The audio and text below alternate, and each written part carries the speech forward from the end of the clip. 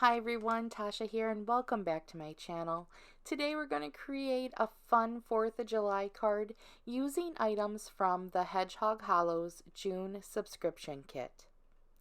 The items I'm going to be using in today's project are this fun Proud to Be an American stamp set included in the kit. It has a whole bunch of fun patriotic sentiments.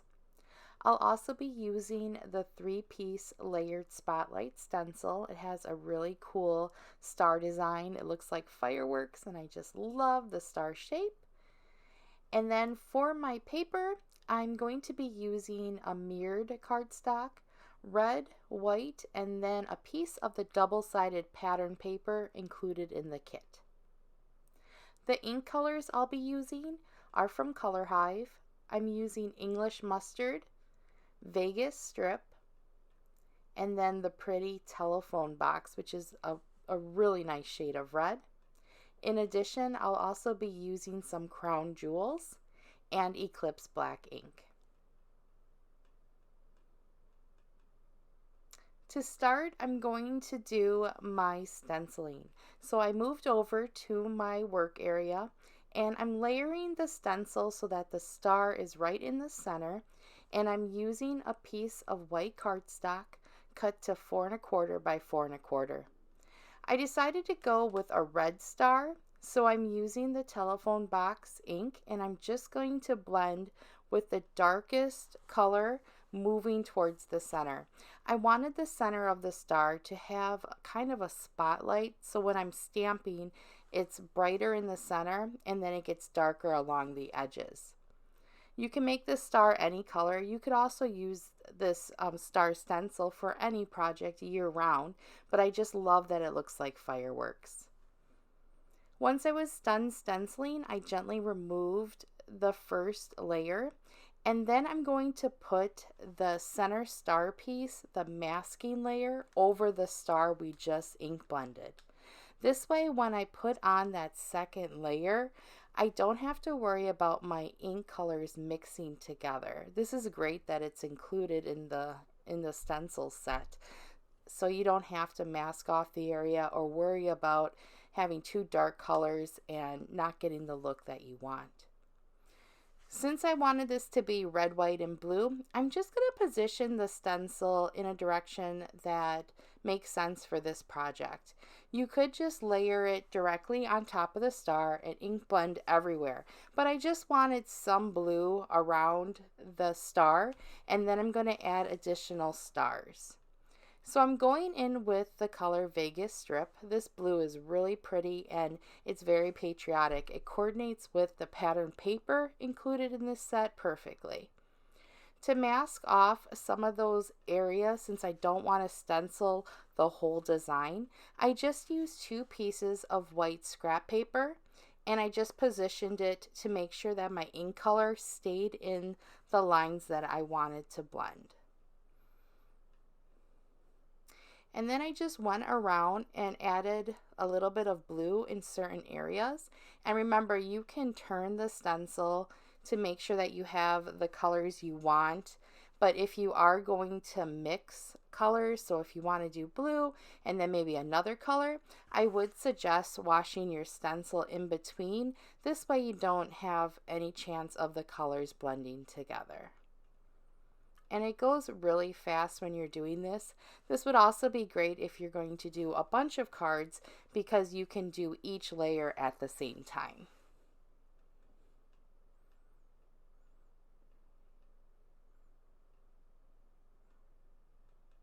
And then once I had all the blue added, I gently removed that layer and the masking. And then I'm going to add some stars. I wanted more stars in the background, so I'm going in with the color English Mustard. It's a really nice shade of yellow, and I'm just going to add the stars around the card where I want the stars to be. Since the center card is cut smaller than the stencil, I wanted to make sure that I had a lot of stars in my design, and this way I could have the red stars from that first layer, and then I could add different sized yellow stars around my card. So remember, you don't have to use the stencil the way it originally intends you to use it. You can use it any way you want to.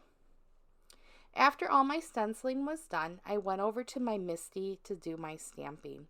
Again, this set has so many fun sentiments, but I decided to go with the Let Freedom Ring grading. And this one also has some stars and kind of like a firework design in it. So it coordinates with the stencil perfectly. I'm using Eclipse Black ink for my stamping.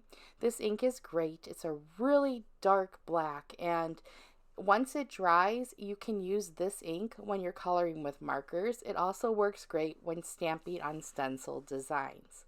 I did stamp it twice just to make sure I had it nice and dark, and then I used my smushing tool or smusher tool from Maker Forte just to get even pressure.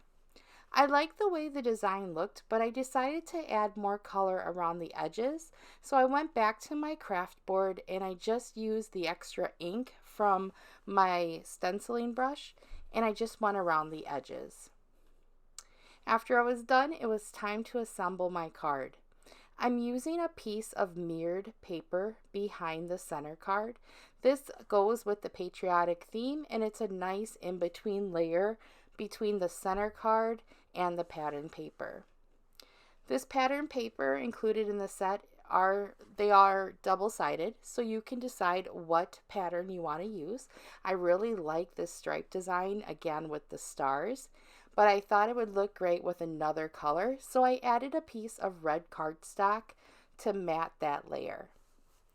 To complete the card, I'm just going to attach it to a white heavyweight card base, and I did cut the card base slightly bigger than the last layer. This way you have a nice white border, and I think these colors are just perfect. I'm using just regular glue runner to attach these layers, but you could also use liquid adhesive or some score tape. I thought this card needed a little more sparkle, so I'm going in with my Maker Forte little picker tool and some liquid adhesive, and I'm just adding 3 crown jewels to each side. It was really easy to position them since they did have the stars that kind of look like fireworks on each end. So I just put 3 gems and it really gave a pretty look, and it does sparkle with the light. And this picker tool or poker tool has one end that's perfect for piercing and working with your die cuts. And then the other end has the sticky side, which makes it really easy to apply sequins and gems. And here are 2 examples of cards using the Let Freedom Ring sentiment. And then here's a project where I mixed up the star stencil design, and then I added a stamp from the larger stamp set. I hope you enjoyed today's projects and are inspired to create some 4th of July cards. All the items are listed in the description box below. Have a great day. Bye-bye.